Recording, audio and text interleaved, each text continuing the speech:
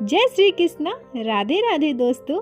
आज मैं जो सत्य घटना आप लोगों के साथ शेयर करने जा रही हूँ, यह कहानी हमें भेजी है कोलकाता की रहने वाली आशा जी ने।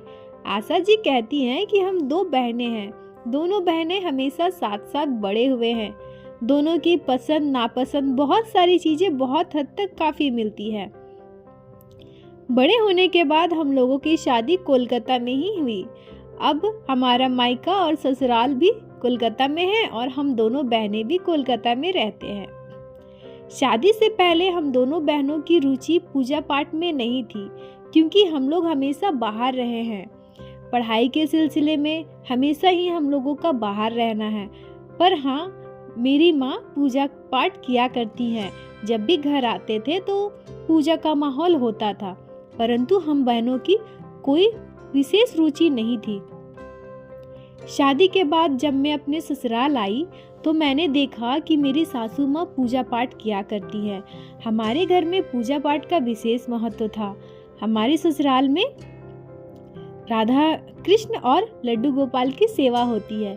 ये सब देख के मैं बहुत प्रभावित हुई। धीरे धीरे मेरे मन में भी पूजा पाठ करने के लिए रुचि पैदा हुई। धीरे धीरे मैंने अपने सासू माँ से पूजा पाठ की सारी विधियाँ सीख ली।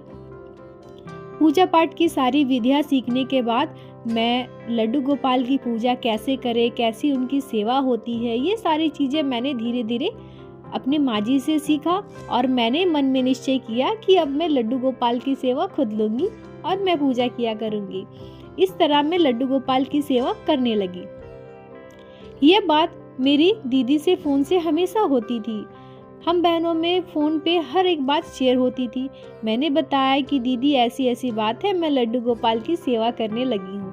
दीदी ने मुझसे कहा, अरे तुम तो कभी पूजा पाठ में इतनी दिलचस्पी नहीं लेती थी, क्या हुआ तुम लड्डू गोपाल की सेवा ले ली? मैंने कहा, हमारे ससुराल में ऐसा ही है दीदी, चारों तरफ पूजा का माहौल है। मेरी सासू माँ पूजा पाठ किया करती है, मुझे दिलचस्पी हुई, रुचि हुई।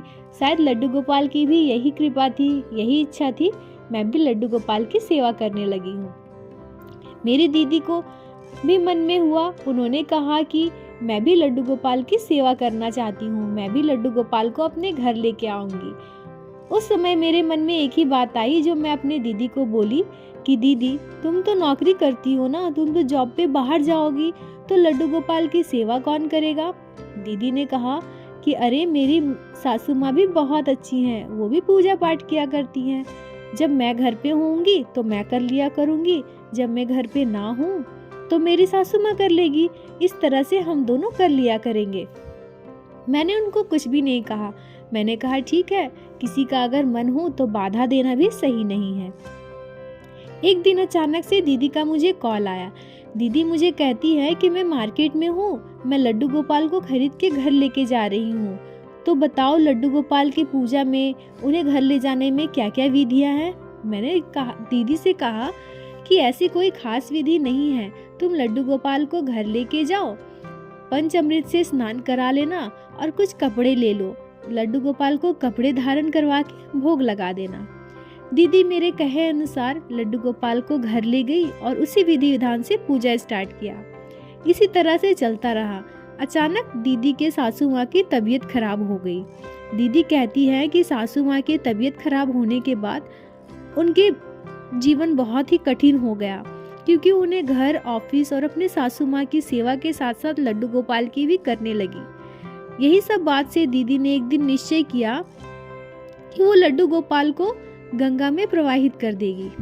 दीदी कहती है कि मैं सुबह सुबह उठी और मैंने बहुत सोचा, मेरे मन में बहुत दुख हुआ कि मैं लड्डू गोपाल को नदी में, गंगा में प्रवाह करने वाली हूँ, पर मैं क्या करती? मेरे पास कोई और उपाय नहीं था, मुझसे नहीं हो पा रहा था। मैं ऑफिस के लिए निकली और साथ में अपने लड्डू गोपाल को भी ले लिया। मैंने जाते वक्त लड्डू गोपाल को विसर्जन कर दिया, परंतु ये लड्डू गोपाल की ही कृपा है जो लड्डू गोपाल को मुझ तक आना था। दीदी के प्रवाह करने के बाद मुझे पता नहीं था कि दीदी ने कहाँ प्रवाह किया, क्या किया है। उसी दिन मैं भी गंगा स्नान करने के लिए गई हुई थी। जब मैं गंगा स्नान करने के लिए नदी में उतरी तो मेरे पैर में बार बार कुछ लग रहा था। इसी तरह 2-4 बार लगने के बाद मैंने नीचे हाथ दिया तो मुझे लड्डू गोपाल का विग्रह मिला। वो बिल्कुल नदी के कीचड़ में सने हुए थे। मैंने उनको अच्छे से स्नान कराया। मुझे लगा कि कहीं कोई खंडित विग्रह होगा जो किसी ने नदी में प्रवाह किया होगा, परंतु मैंने देखा कि ये खंडित विग्रह नहीं है। मैंने उनको अच्छे से स्नान करा के अपने साथ घर लेके आई। जब मैं घर आई तो मैंने अपने सासू माँ को सारा बात बताया। मेरी सासू माँ ने कहा कि तुमने बहुत अच्छा किया, हो सकता है कि लड्डू गोपाल की तुम्हारे साथ आने की इच्छा हो। कोई बात नहीं, तुम लड्डू गोपाल को हमारे लड्डू गोपाल के साथ में स्थापित कर दो। मैंने ठीक वैसे ही किया। कुछ देर के बाद मुझे मेरी दीदी का कॉल आता है। वो रोते हुए कॉल करती है कि आशा तुम हॉस्पिटल आ जाओ, मैं हॉस्पिटल में हूँ। मैंने कहा क्या हुआ दीदी? उन्होंने कहा कि मैं ऑफिस जाते वक्त मेरे ऑटो का एक्सीडेंट हो गया और मेरा हाथ टूट गया, क्या तुम आ सकती हो? मैं बिल्कुल घबरा गई। मैं दौड़ते हुए हॉस्पिटल को गई। दीदी मुझे देख करके रोने लगी, कहने लगी आशा मुझे आज मेरे कर्मों की सज़ा मिली है।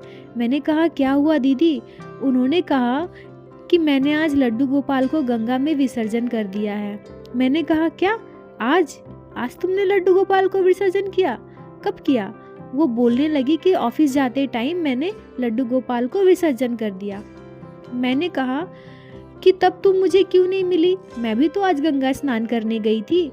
तो दीदी ने कहा कि मैं स्नान करने नहीं गई थी, मैं लड्डू गोपाल को विसर्जन करके ऑफिस चली गई। तो मैंने दीदी से पूछा कि तुमने लड्डू गोपाल को विसर्जन कैसे किया है?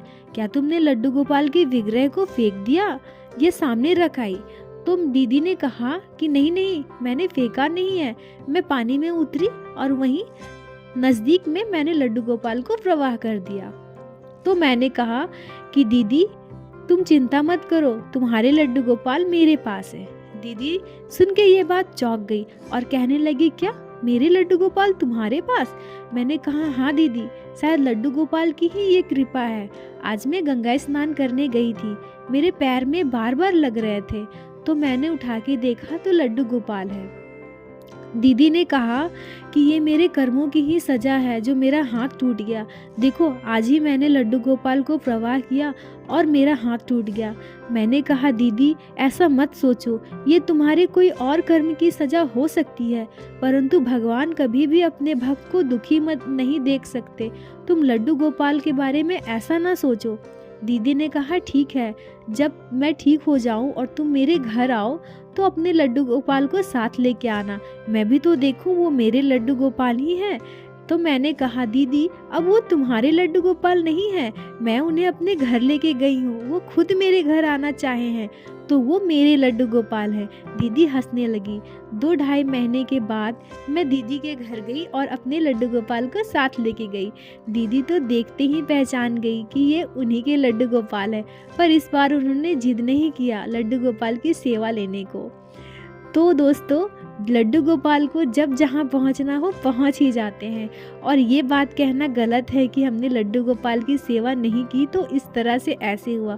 भक्त कभी भी अपने भक्तों को कष्ट नहीं देते, परंतु एक बात मैं आप लोगों को हमेशा कहूँगी कि कभी किसी की देखा देखी करके ये सब मत किया कीजिए कि उनके घर लड्डू गोपाल है, वो सेवा करते हैं तो हम भी करेंगे, क्योंकि जब तक सच्ची श्रद्धा भक्ति और हमारे पास वो सारी चीज़ें करने के लिए पर्याप्त समय ना हो तो लड्डू गोपाल को अपने घर नहीं लेके आना चाहिए, क्योंकि लड्डू गोपाल छोटे से बच्चे हैं, हमें उनकी केयर उनकी सेवा बहुत अच्छे से करनी होती है। तो ये बात हमेशा अपने दिमाग में रखना चाहिए कि कभी किसी की देखा देखी ना करें। तो दोस्तों आज की कहानी अगर आप लोगों के हृदय को छुई हो, अगर अच्छी लगी हो तो कृपया लाइक कर दीजिएगा और सब्सक्राइब कर दीजिएगा, ताकि इसी तरह की लड्डू गोपाल की बाल लीलाएं कथाएं सच्ची घटनाएं आप लोगों के साथ में शेयर करूं तो आप सुन सको। तो बोलो बाकी बिहारी लाल की जय, लड्डू गोपाल की जय, जय जय श्री राधे।